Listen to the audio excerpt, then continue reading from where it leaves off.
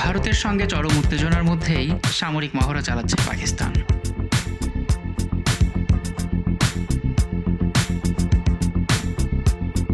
এই মহড়ায় দেশটি অত্যাধুনিক অস্ত্রের পাশাপাশি যুদ্ধকালীন প্রস্তুতিও প্রদর্শন করছে।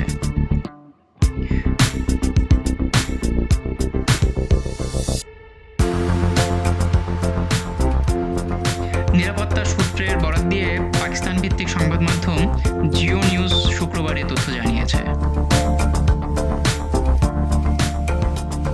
পূর্ণ সক্ষমতায় চালানো এই মহড়ায় হালকা ও ভারী দুই ধরনের অস্ত্রেরই ব্যবহার করা হচ্ছে, যার মধ্যে রয়েছে ট্যাঙ্ক, আর্টিলারি ও পদাতিক ইউনিট। নিরাপত্তা কর্মকর্তারা ইঙ্গিত দিয়েছেন, এই মহড়ার প্রাথমিক উদ্দেশ্য হল পাকিস্তান সেনাবাহিনীর যে কোনো সম্ভাব্য আগ্রাসনের উপযুক্ত এবং চূড়ান্ত জবাব দেওয়ার ক্ষমতা নিশ্চিত করা, যাতে তারা দেশের সীমান্ত রক্ষা করতে পারে। নিরাপত্তা সূত্রগুলো আরও নিশ্চিত করেছে যে পাকিস্তান সেনা